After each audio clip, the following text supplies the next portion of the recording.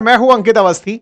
बांग्लादेश के बाद में नेपाल और नेपाल के बाद अब और दो देश जहां पर जैन जी युवाओं ने यानी कि 1997 के बाद पैदा हुए युवाओं ने सरकारें पलट दी हैं और उन सरकारों के पलटने का अभी भी क्रम बदस्तूर जारी है। ऐसे में क्या भारत में भी आने वाले समय में जैन जी सरकार से त्रस्त होकर परेशान होकर के सरकार को बदलने का प्रयास करेगा? आज के सेशन में इस बात का विश्लेषण होगा क्योंकि कहीं ना कहीं जैन जी इस समय ट्रेंड में है। और आज के सेशन में जिक्र इसलिए हो रहा है क्योंकि नेपाल के बाद में और कहां-कहां सत्ता परिवर्तन किया इन आज के युवाओं ने, जो इंटरनेट के काल में पैदा हुए, जो सरकारों को यूं ही चुटकी भर में पलट दे रहे हैं। सरकार से थोड़ी सी नाराजगी होती है, सरकार के ही रास्ते बंद कर देते हैं। परिणाम स्वरूप इस भूतिया सी तस्वीर को लेकर के एक प्रोटेस्ट शुरू होता है और सरकारें गिर जाती हैं। जब सरकारें गिरती हैं तो लोगों को इनका एक क्रोनोलॉजी याद आता है कि यार पहले बांग्लादेश गया, फिर नेपाल गया, फिर मेडागास्कर गया, फिर पेरू गया। चैनल पर नए हैं तो चैनल को सब्सक्राइब कर लें, बाकी अपनी राय कमेंट बॉक्स में खुलकर रखें। गुजारिश बस यही रहेगी कि आप जितना संभव हो अपने साथियों के साथ इस सेशन को साझा करें। इतनी एनर्जी आपके साथ खर्च करते हैं, उसके रिवार्ड में ना तो कोई लाइक मिलता है, ना शेयर मिलता है, ना सब्सक्राइब मिलता है। मोटिवेशन अगर किल कर दोगे बॉस तो फिर यार इतनी मेहनत करने का मन नहीं करेगा। मर्जी आपकी है। चलिए, ये जो सीरीज याद आती है इसे देखकर ऐसा लगता है कि कुछ समय पहले यानी कि आज से लगभग 15 साल पहले अरब स्प्रिंग के नाम पर भी ऐसे ही कई जगह पर देश की सत्ताएं बदल गई थी। ऐसे में क्या ये अरब स्प्रिंग की तरह जैन जी आने वाले समय में जगह बड़ी बना लेगा? इसका विश्लेषण आज के सेशन में होगा क्योंकि फिलहाल हेडलाइन जैन जीज प्रोटेस्ट की है जो वर्ल्ड वाइड चलने शुरू हो गए हैं। और जब भारत की बात हो तो अपोजिशन द्वारा भी अपने कई बार पोस्ट में, चाहे लद्दाख का प्रोटेस्ट हो या फिर किसी जगह रोजगार के लिए सड़क पर उतरे हुए छात्र, वहां पर अपोजिशन सामान्यतया जैन जी शब्द का उपयोग करते दिख रहा है, लोगों को यह मोटिवेशन देने के लिए कि देखिए जैन जी त्रस्त होगा तो वो सत्ता पलट देगा। मेरे प्यारे साथियों, बांग्लादेश आप सभी को ध्यान होगा जहां पर शेख हसीना की सरकार लगातार चौथी बार सरकार चल रही थी। बढ़िया से सब कुछ चल रहा था, लेकिन इनके किसी एक फैसले के विरोध में, जिसमें इन्होंने रिजर्वेशन देने की बात की थी, जिसमें कि इनके जो स्वतंत्रता संग्राम में जो शामिल लोग थे उनको कुछ कोटा के अंदर पर रिजर्वेशन देने की बात की थी, उससे एक चिंगारी भड़की। उसके बाद स्टूडेंट्स उनसे नाराज हुए और उन स्टूडेंट्स ने कुछ ही समय के भीतर भीतर इनकी संसद पर कब्जा कर लिया। कुछ इस तरह की तस्वीरें आप सबने देखी थी। तस्वीरें बहुत शर्मनाक भी थी, जिस तरह से प्रधानमंत्री को रातों रात यहां से छोड़कर निकलना पड़ा। यूथ यहां पर चेहरा बने और चेहरा बनकर के इन्होंने सरकार का एक ऑल्टरनेटिव प्रस्तुत किया कि अब ये नया बांग्लादेश है और युवा यहां का फैसला लेगा। कई युवाओं ने अपने कार्यकारी जो राष्ट्राध्यक्ष हैं उनके साथ मिलकर के शपथ ली। शपथ के बाद में हालांकि परिणाम दिखने लगे कि ग्रोथ रेट इनकी गिर गई, जो पहले शेख हसीना के टाइम पर बढ़िया चल रही थी। अनएम्प्लॉयमेंट का जो नंबर है वो 9 लाख तक पहुंच गया, यानी कि अनएम्प्लॉयमेंट का स्तर भी धीरे धीरे बढ़ने लगा। भारत के अंदर कई समाचार पत्रों ने बांग्लादेश जाकर जब सर्वे किया तो प्राप्त हुआ कि विद्यार्थी जो हैं जिन्होंने जैन जी प्रोटेस्ट में पार्टिसिपेट किया था, हालांकि वो इस प्रोटेस्ट से जो नई सरकार निकलकर आई है जैन जी की, उससे फिलहाल खुश नहीं है। वो अभी भी उम्मीद करते हैं कि कुछ अलग होगा, पुरानी सरकार से बेहतर होगा। बाद में पता चलता है कि ये सारे किए धरे के पीछे अमेरिका था और वो अमेरिका डोनाल्ड लू के साथ मिलकर के कुछ सेटिंग बिठा रहा था। यहां पर कुछ आइलैंड लेने की बात थी और ये आज का जैन जी वहां रियलाइज करता है कि पश्चिम की तरफ इनक्लाइंड हमने सरकार बना ली जो कि वेस्टर्न आदेशों की पालना में काम कर रही है। वेस्टर्न आदेश ही धीरे धीरे अमेरिकी प्लॉट को समझाने में कामयाब हुए। खैर, जैसे बांग्लादेश में जो घटना घटी उसके बाद में यूथ के अंदर लगभग एक तरह का मोटिवेशन आया। लगभग वैसा ही मोटिवेशन हमारे पड़ोसी एक और देश नेपाल में भी देखा गया। नेपाल में आपने देखा कि सोशल मीडिया बैन से जो चिंगारी उत्पन्न हुई थी, वो चिंगारी धीरे धीरे सरकार और सरकार के अंदर जो नेपो किड्स हैं, यानी सरकार के जो सरकार में जो नेता हैं उनके जो बच्चे हैं, उनका जो सुख सुविधा है, उससे करप्शन की बू आई और उस करप्शन की बू पर विद्यार्थी हों या फिर नए युवा हों, वो खफा हुए और उन्होंने करप्शन के खिलाफ प्रोटेस्ट शुरू किए। परिणाम क्या निकला? सरकार को इस्तीफा देना पड़ा। जैन जी ने अपनी तरफ से नई सरकार का गठन किया। नई सरकार में नए प्रधानमंत्री बनकर आए। नए प्रधानमंत्री को यूथ ने अपनी तरफ से शपथ दिलवाई और इस बार जैन जी खुद सत्ता में शामिल ना होकर के कई सीनियर जो राजनेता हैं उनको सरकार में लेकर आए और कहा कि फिर से इलेक्शन करवाइएगा, तब तक आप लोग सरकार चलाते रहिए। खैर, नेपाल में जो हुआ वो आपने देखा, बांग्लादेश में जो हुआ वो आपने देखा। अब ऐसा ही एक और काम हुआ है फिलहाल मेडागास्कर के अंदर। मेडागास्कर अफ्रीकी आइलैंड है, लगभग 3.5 करोड़ की यहां पॉपुलेशन है। इंडियन ओशियन में कहिए तो सबसे बड़ा आइलैंड कंट्री मेडागास्कर ही है। इस मेडागास्कर आइलैंड में हाल ही में जेनजी का प्रोटेस्ट होता है और प्रोटेस्ट में बिल्कुल वैसी ही तस्वीरें फिर दिखाई पड़ती हैं। प्रोटेस्टर्स के खिलाफ सेना को आदेश दे दिया जाता है, लेकिन सेना प्रोटेस्टर्स के साथ मिल जाती है और उनकी हिफाजत करने लगती है। तस्वीरें सामने निकल कर आती है। परिणाम स्वरूप मेडागास्कर के प्रेसिडेंट को भागकर फ्रांस में शरण लेनी पड़ती है। मेडागास्कर के प्रेसिडेंट हटते हैं। मेडागास्कर का जो जेनजी है वो एंड्री राजो एलिना को छोड़ने के लिए मजबूर कर देता है देश, और वो छोड़ करके दूसरे सेफ स्थान पर चले जाते हैं और यहां पर सत्ता पे छात्रों का नियंत्रण हो जाता है। वो सेना के ही एक कर्नल को राष्ट्राध्यक्ष बना देते हैं। सेना साथ मिलकर के यहां पर शासन में आती है। तस्वीरें आपके सामने हैं। सेना प्रोटेस्टर्स के साथ है। सेना के बख्तरबंद वाहनों पर प्रोटेस्टर्स चल के जा रहे हैं और एक ऐसे ही कर्नल माइकल को ये अपने यहां का अभी फिलहाल के लिए राष्ट्रपति बना देते हैं। यानी कि कुछ ही दिनों के भीतर भीतर, मुश्किल से 7 से 10 दिन के भीतर प्रोटेस्ट होते हैं और उन प्रोटेस्ट के बाद सत्ता परिवर्तित, और परिवर्तित होने के बाद नया राष्ट्रपति बनकर आ जाता है। अफ्रीका में आपने, एशिया में आपने सुना, अफ्रीका में आपने सुना, अब दक्षिण अमेरिका में चलते हैं। दक्षिण अमेरिका में एक देश है पेरू, वहां पर भी जेनजी कुछ ऐसा ही कर रहे हैं। यहां पर पेरू के अंदर जो कांग्रेस लीडर जॉस जेरी हैं, उन्होंने प्रेसिडेंट के रूप में 10 अक्टूबर को शपथ ली। 7 दिन उनके प्रेसिडेंट के रूप में शपथ लेने के हुए। उनके शपथ में, या फिर कहिए इलेक्शन में, धांधली के खिलाफ फिर से ये तस्वीर दिखाई पड़ती है। ये तस्वीर जेनजियों के द्वारा फिलहाल अपने द्वारा एक साइन बोर्ड के रूप में यूज की जा रही है कि हाँ भाई, ये जेनजी का आंदोलन है। ये जो भूतिया सी तस्वीर आपको दिख रही है, इसका किसी कार्टून से कनेक्शन है, जापानी कार्टून से, जिसमें कि मतलब कहीं भी कुछ गलत होता है तो इस कार्टून के जो किरदार हैं या फिर इस तरह की तस्वीरों के साथ किरदार कार्रवाई करने पहुंच जाते हैं, कुछ वैसा है। तो यहां पर जेनजी यहां पर भी एक्टिवेट होता है सरकार के खिलाफ। 7 दिन में सरकार को पलटाने का काम ले लेता है। जेनजी कार्यकर्ता यहां आते हैं, राष्ट्रपति को पद से हटाते हैं, जेरी को इस्तीफा देने के लिए मजबूर कर देते हैं। यहां पर युवाओं की मांग यही थी कि भैया, सरकार कह रही है कि सभी के लिए, जितने भी पेरू के रहने वाले लोग हैं, उन्हें मैंडेटरी पेंशन लेनी होगी। और पेंशन का तरीका यह है कि पहले उन्हें यूथ रहते समय अपने पास से कुछ पैसा कुछ संस्थाओं को जमा कराना होगा। यह बिल्कुल ऐसे है जैसे आप सरकारी नौकरी में होते हैं तो कुछ अंश आपको अपनी सैलरी में से जमा कराना पड़ता है सरकार के किसी विभाग में, जहां पैसा जमा होता है, फिर वो बाद में सरकार की तरफ से मिले ब्याज से बढ़कर थोड़ा ज्यादा दिखता है और आपकी नौकरी पूरी होने के बाद वो पेंशन में मिलकर चला आता है। इस तरह से यहां की सरकार ने हर व्यक्ति को मैंडेटरी कर दिया है, फिर चाहे वो नौकरी में हो या बेरोजगार हो, कि सबको सरकार के द्वारा नामित कुछ कंपनियों को पैसा देना होगा ताकि सरकार आपके रिटायर होने के बाद में आपको पेंशन दे सके। बोले सर, जब नौकरी ही नहीं है तो रिटायर कहां से होंगे? सरकार ने ये जो जबरन रिटायरमेंट के नाम पर पैसा कलेक्ट करना शुरू किया है, इसे जैन जी ने उगाही माना।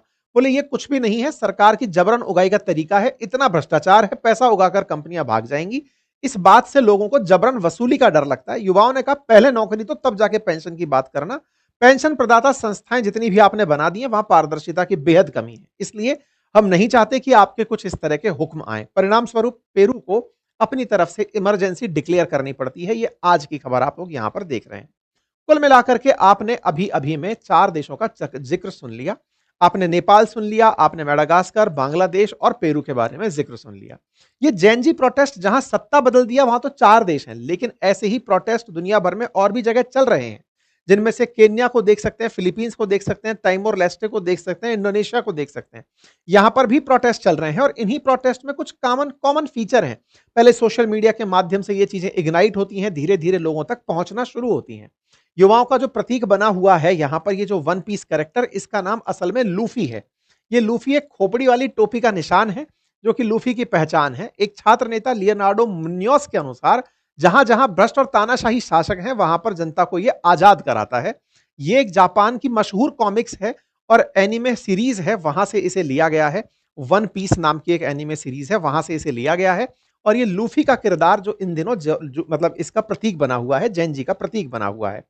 फिलहाल जेनजी प्रोटेस्टर्स की एक ग्लोबल वेव चल रही है, जिसके अंतर्गत लोग अपनी तरफ से जब जब सरकार से खिलाफत करना चाहते हैं, इस तरह से एकत्रित होते हैं, सोशल मीडिया के थ्रू किसी मुद्दे को उठाते हैं, सड़कों पर उतरते हैं, सरकार के जरूरी कामों को रोकते हैं, सरकार को मजबूरन पद छोड़कर निकलना पड़ता है। ऐसा ही एक बार वर्ष 2010 में हुआ था अरब स्प्रिंग के नाम से। अरब स्प्रिंग, अरब भाषा बोलने वाले जो अरेबिक देश हैं, जिनमें कुछ देश अरब के, अफ्रीका के भी हैं और कुछ देश मिडिल ईस्ट के भी हैं। यहां पर अरबी भाषा बोलने वाले देशों में ट्यूनीशिया नामक देश से एक आंदोलन शुरू होता है। ट्यूनीशिया नामक देश के अंदर एक आंदोलन शुरू होता है और उस आंदोलन में सरकार के खिलाफ प्रोटेस्ट करते हुए लोगों ने इस तरह से सरकारों को ही पलटना शुरू कर दिया था। अरब स्प्रिंग के बाद में ट्यूनीशिया, लीबिया, इजिप्ट और यमन के अंदर सत्ता परिवर्तन हो गया था। लेकिन Morocco, Algeria, Sudan, South Sudan, Jordan, Iraq, Syria, Saudi Arab, Oman, Bahrain, Kuwait, यहां पर सरकार के खिलाफ प्रदर्शन हुआ था। इन प्रदर्शनों में लगभग एक जैसी समानता थी। समानता केवल इतनी कि यहां पर लोग सरकार से त्रस्त थे और उन्हें लोकतंत्र के समर्थन में हटाना चाहते थे। मिडिल ईस्ट के तो बहुत सारे देश आज भी ऐसे हैं जो राजशाही से चलते हैं, फिर चाहे सऊदी हो, ओमान हो, बहरेन हो, कुवैत हो या फिर यूएई हो, ये सभी वो देश हैं जहां पर राजशाही चलती है और राजशाही के खिलाफ लोकतंत्र की मांग को लेकर के जनता सड़कों पर थी। परिणाम यह निकला कि मिस्र, यमन, सीरिया और ट्यूनीशिया के अंदर सरकार बदल गई।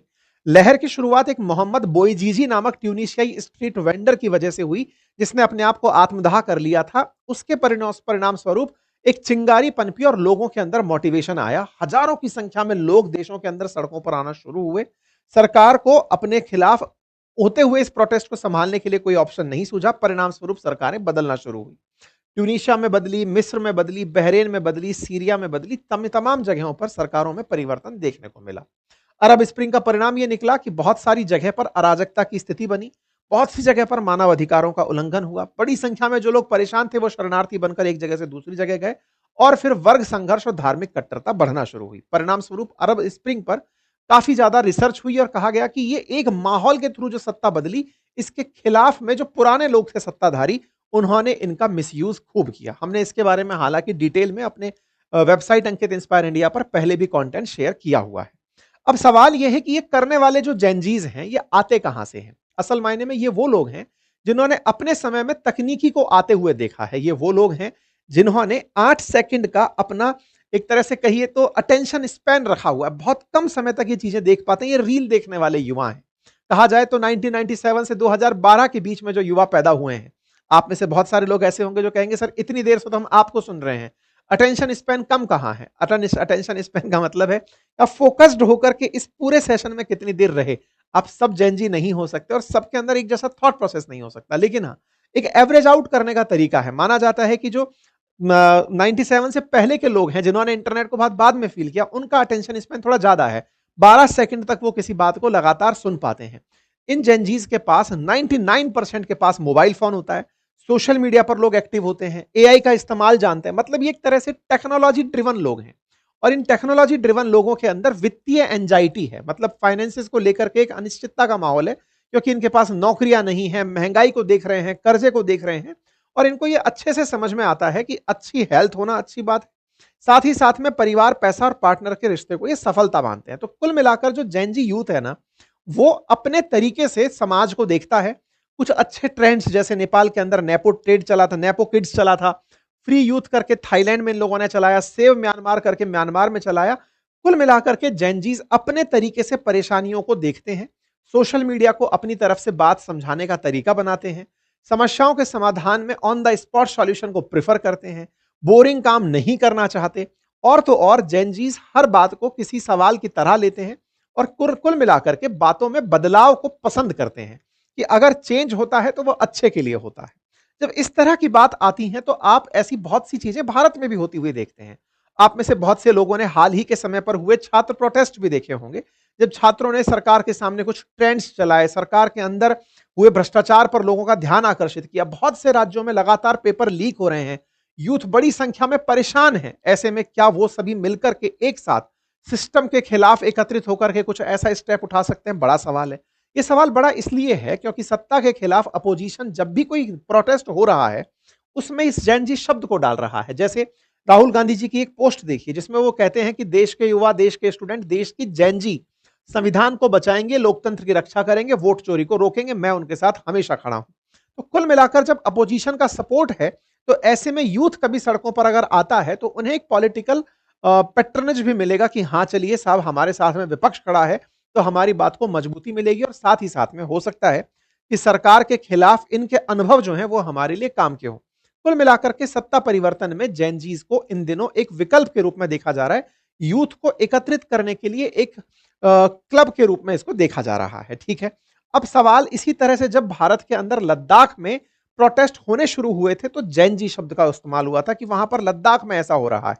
भारत का विशेष रूप से जो उत्तर भारत वाला एरिया है वो सबसे ज्यादा जैन जी पॉपुलेशन रखता है, जिसमें बिहार, उत्तर प्रदेश, राजस्थान ये वो क्षेत्र हैं जहां पर सबसे ज्यादा जैनजीज हैं। ऐसे में देश के अंदर जो परसिस्टेंट अनएम्प्लॉयमेंट है या फिर जो महंगाई का स्तर बढ़ता जा रहा है, धीरे धीरे लोगों को जो स्ट्रेस बढ़ता जा रहा है, एनवायरमेंट डिग्रेड हो रहा है, पॉलिटिकली हम बहुत ज्यादा पोलराइज्ड हो रहे हैं, सोशल मीडिया भी कहीं ना कहीं यहाँ पर हमको ड्रेन कर रहा है, कहीं इनसे प्रभावित होकर के क्या हमारे देश में जैन जी इस तरह के कदम उठा सकता है, ये एक बड़ा सवाल बनता है। खैर, फिलहाल के लिए तो हम यही मानते हैं कि देश के अंदर डिजिटली जो स्किल्ड वर्कफोर्स है वो आने वाले समय में देश के अंदर पॉलिटिकल एंगेजमेंट को बढ़ाएगा, कल्चरल वैल्यूज को इवॉल्व करेगा और सोशल कॉन्शियसनेस की तरफ वो बढ़ेगा। ऐसे में देश के अंदर अपॉर्चुनिटी भी है जैन जी, तो देश के लिए एक अपने आप में व्यवस्था परिवर्तन के लिए एक तरह का विकल्प भी है जैन जी। अगर हमारा यूथ सही दिशा में रह करके काम किया तो हो सकता है बहुत सारे स्टार्टअप्स को खड़ा करे, हो सकता है कि वो सत्ता में अपनी सक्रिय भागीदारी दे। सरकार के अंदर अनरेस्ट पैदा करने से बेहतर है सरकार के साथ मिलकर के या फिर सरकार के ऑल्टरनेट में किसी राजनीतिक दल को ज्वाइन करके वो इस तरह के काम करे ताकि देश में अशांति ना हो, अशांति या अराजकता की स्थिति उत्पन्न ना हो और वो सक्रिय रूप से राजनीति में भागीदार बने और देश के अंदर देश निर्माण में पार्टिसिपेट करे। खैर, जो भी होगा वो सब देखने योग्य होगा, लेकिन हाँ, चूंकि ये चर्चा का विषय था तो हमने अपने रेफरेंस में इसको समझने का प्रयास किया। फिलहाल के लिए मानना यह है कि जैन जी की इस वजह से 2 ट्रिलियन तक स्पेंडिंग बढ़ जाएगी देश की 2035 तक, यानी खर्च जो है ना वो जैन जी बहुत ज्यादा करेगा। 70% जैन जी जो है वो एआई और एआर ड्रिवन हो रहा है एवरीडे लाइफ में। लगातार 78% जो जैन जी प्रोफेशन है इंडिया के अंदर वो एआई के अंदर तलाश रहा है। तो ऐसे में भारत का जो युवा है वो केवल प्रोटेस्ट की राजनीति नहीं अपितु राजनीति के अंदर एआई ला सकता है, राजनीति के अंदर नवाचार ला सकता है, ऐसी अपेक्षाएं की जाती हैं। बाकी आप लोग इस विषय पर क्या सोचते हैं, अपनी राय जरूर कमेंट बॉक्स में रखिएगा। चैनल पर नए हैं तो सब्सक्राइब कर लीजिएगा। बाकी दिवाली ऑफर्स हमारे एप्लीकेशन अपनी पाठशाला और बातें बाजार की एप्लीकेशन पर उपलब्ध हैं, उनका लाभ अवश्य लीजिएगा। धनतेरस पर जरूर कुछ ऐसा परचेज कीजिए जिससे धन भविष्य में और अच्छे से आए। धन्यवाद।